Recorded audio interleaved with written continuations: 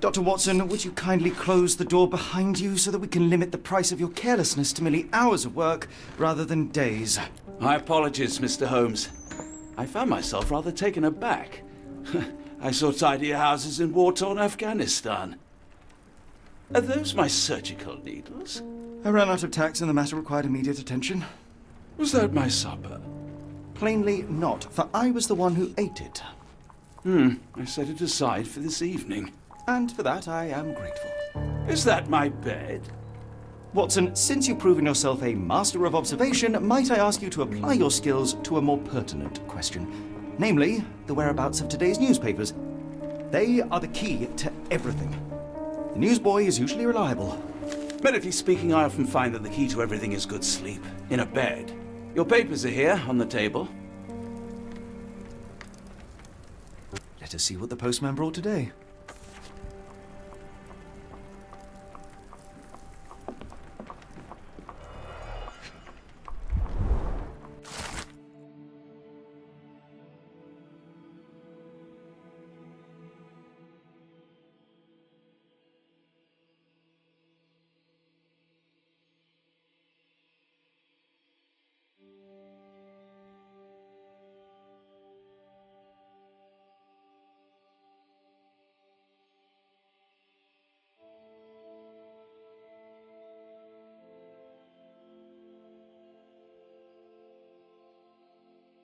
Local gossip, all of it uninteresting.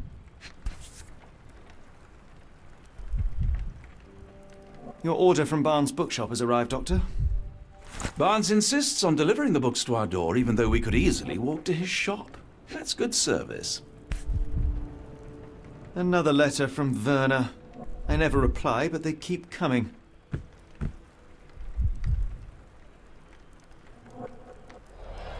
I don't see the Strand. Where is it? Pardon me? I am on the precipice of uncovering a pattern of crime across London spanning many months and involving many men. The missing paper cannot be a coincidence. That's preposterous. My dear fellow, life is infinitely stranger than anything which the mind of man can invent. Well, life used your newspaper to wipe its posterior, so after that unpleasant discovery this morning, I disposed of it. But in lieu of the Strand, perhaps I can deliver you something equally tantalizing. I have just returned from a patient of mine, Captain Stemwick, who... No, that will not do. Grab your coat, Dr. Watson. Let us hope nobody has collected the dustbin.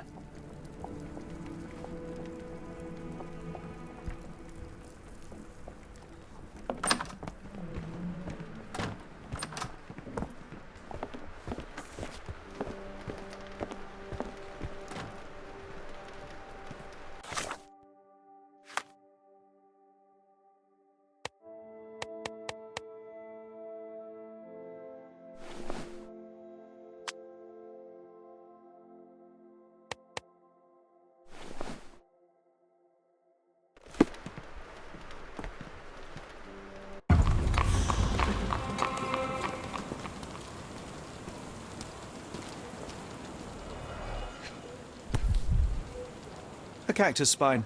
If it gets in your skin, it's awfully tricky to remove, and when laced with poison, the perfect assassination tool. You were mistaken, Dr. Watson. The paper was indeed dirtied, but not how you implied. It's potting soil. See, Watson? The conspiracy is real. Someone tried to poison me. Poison? You? That's madness. Get the Strand! Get your copy of the Strand here! Sorry, Mr. Holmes. I just sold my last paper. Blast. Then why are you still here? Boss pays by the hour. No sense in returning early. You're a bright child. I presume you see everything that goes on around here? Nothing gets past me, mister. Then tell me, did you notice anyone suspicious at my door this morning? Like the man with your newspaper? Precisely. What do you know? I know the value of a shilling. Dr. Watson. Cool, now I can take the day off. Did you see what he was up to? Nah, not really. I saw him approaching your house, but I had a customer. Then there's a loud bang. I ducked down. Not because I was scared, because I wasn't. I had to protect the merchandise, and all I could see was him kneeling at your door. Which way did he go? Not sure. I was distracted by customers. Sorry. Can you describe the man you saw? He was carrying a lot of books. Up to his chin they were. Never heard of a well-read assassin. Looks can deceive. Hence the appeal of disguises. All right.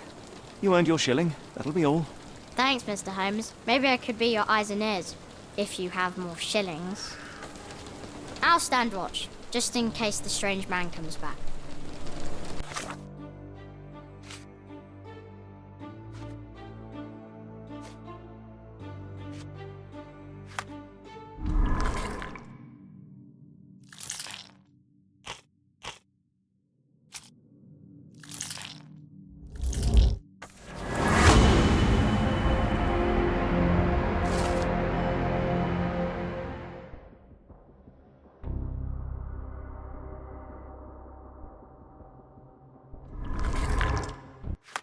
Come now, Mr. Holmes. Murder? Yes, Barnes has his quirks, but he also has his scruples. Get the Strand. Not every Get your pawn copy knows of its the part of the Strand here. game.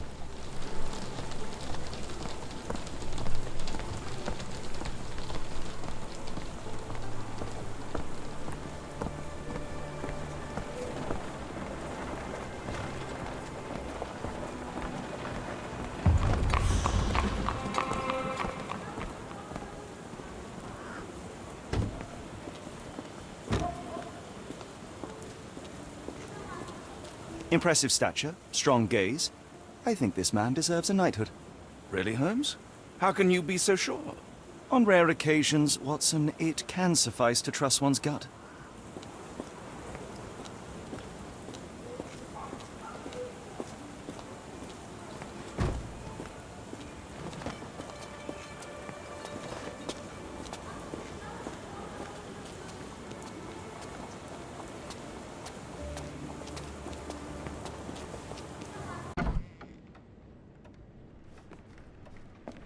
Do you even have enemies that would want to kill you?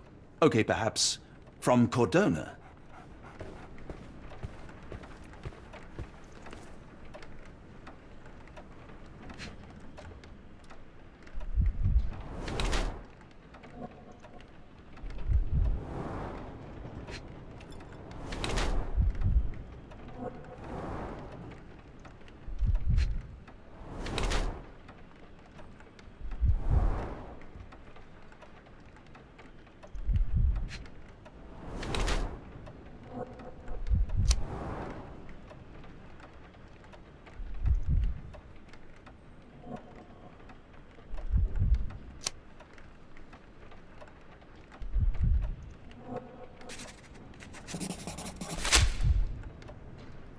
Mr. Barnes, a word.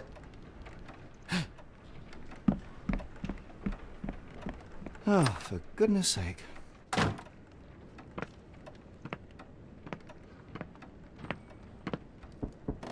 Who goes there? Sherlock Holmes. Now will you please... Mr. Holmes. Golly, I did not see you come in. Would you care to answer some questions for me? Well, I wish I could, but I am deep in the weeds with work. How about we reschedule in a month or two? Come now, Mr. Barnes. It will only take a moment. Really deep in the weeds with important things. Well, help yourself to any book. Just take it and pay later. I trust you, Mr. Holmes. Barnes doesn't seem like himself. Why is he acting this way? You're asking the right questions, Doctor. Let's find a way to coax him out. So, Barnes has a dog now. Who's a good boy?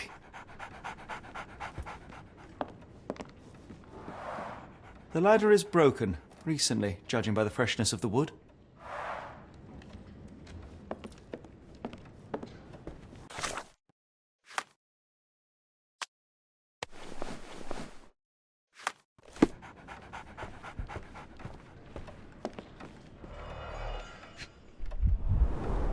Basics of cryptoanalysis, cryptography in Egypt. It appears Barnes has an interesting hobby.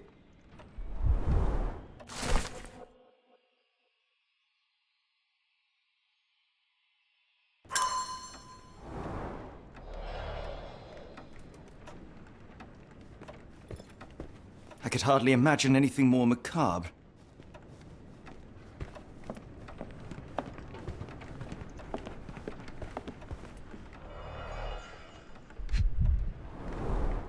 the language of Mycroft's secret agents, it's a sign. Dried flowers are replaced when the job is done. I wonder who the recipient is.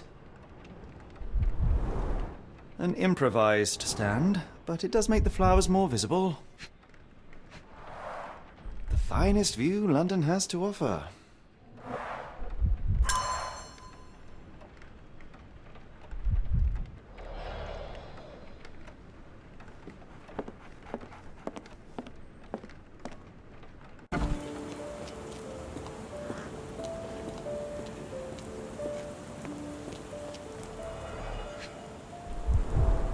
Encouraging people to stop and smell the roses?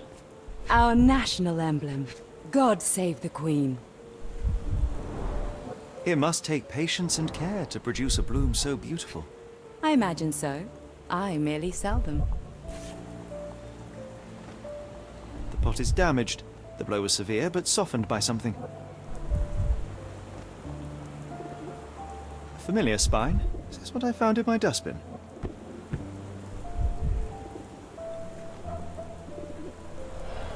Anything tickle your fancy, Mr. Holmes?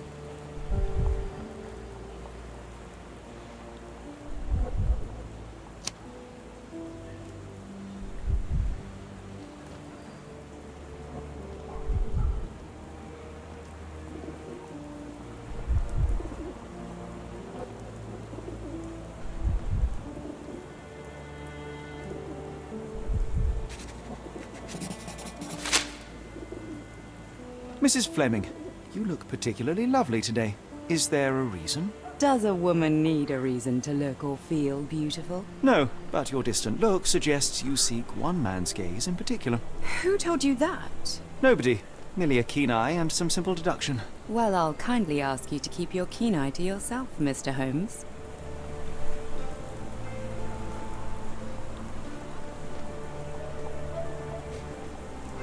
One of these things is not like the other. Come again? The cactus. Those fearsome spines can prove a devil to remove, and the sap is often toxic. And a rose thorn can give you tetanus, but we still grow them. The cactus seems comparatively harmless, though you have me thinking it must be valuable. I was under the impression that you knew its price already. Your guess is as good as mine. The first time I saw this cactus was when I came back from my break.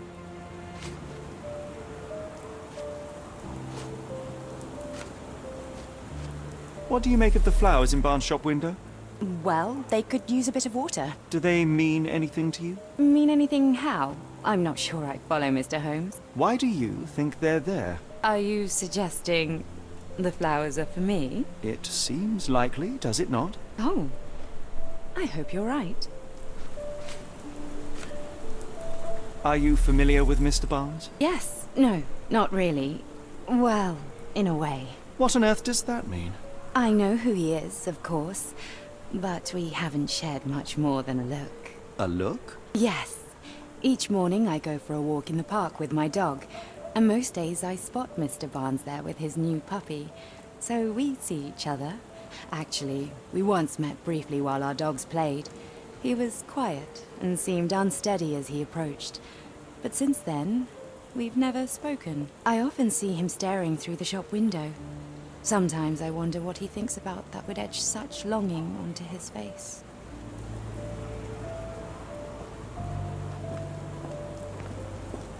Barnes has always been a little odd, but this is uncharacteristic even for him.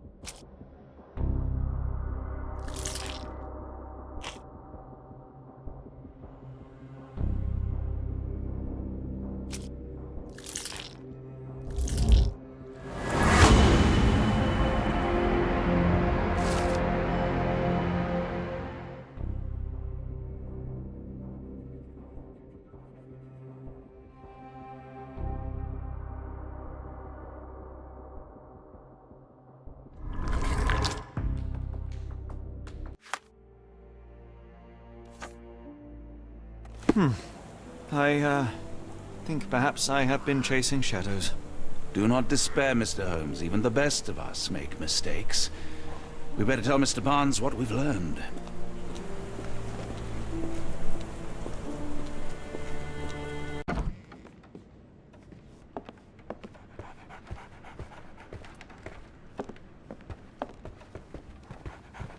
Mr. Barnes, I know what you did, and I know why you did it. I'm sorry, Mr. Holmes. I can't hear you very well from behind the door. You ordered a cactus from the plant catalogue and then left it for Mrs. Fleming as a gift. You place flowers in the window to get her attention and wear high heels to appear taller and more desirable. You are her secret admirer. I couldn't read this morning's edition of The Strand because it was covered in soil and spines. I know you dropped a cactus on it and then fled. Barnes, it's Dr. Watson. Rest assured we are not interested in disclosing your personal affairs to anyone, including Mrs. Fleming. Please come out. All right, then.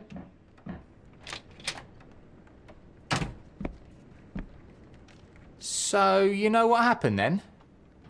I was on my way back from the post office, having picked up the cactus and some books. It was quite an awkward package, heavy too, and when I got to your door, I dropped the cactus and your paper.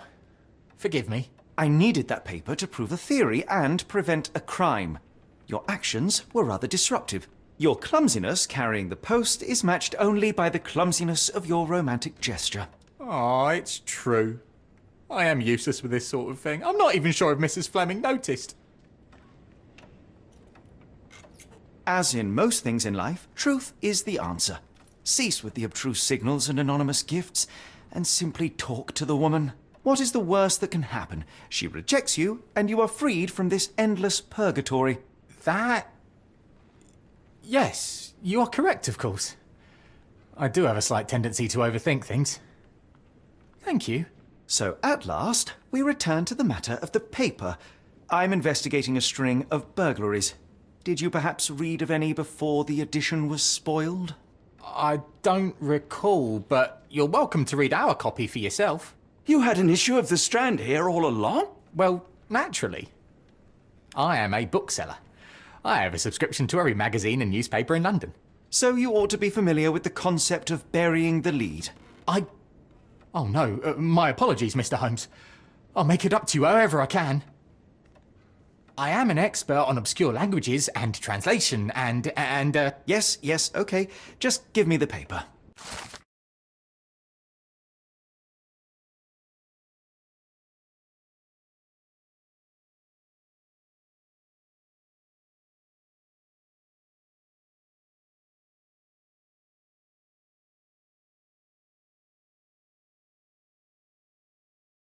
Come, Dr. Watson. Let us put this matter behind us. Farewell, Mr. Barnes. I hope to hear good news about you and Mrs. Fleming.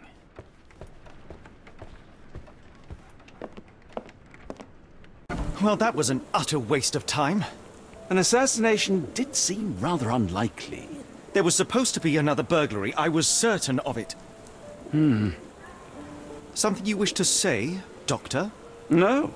Well, only that you have a remarkable faculty for deduction and pattern recognition, and that perhaps, if ill-applied... I see things that are not there. Yes. It is London. There will always be burglaries. Doesn't have to mean anything. So it seems. Forgive me. Without something to occupy my mind, I turn into an entirely different animal. Which brings us back to my news from earlier. I think I have a case for you, a real one. Truly? Indeed. Though perhaps not as thrilling as your stories from Cordona. A patient of mine, Captain Stenwick, told me that his servant disappeared. I said I knew just the man to help. What do you say? Oh, Watson. Yes, I know it's not the most tantalizing mystery, nor the story to launch my writing career. But... It's brilliant. Let's go. Oh, good. Well, his house is nearby. Come.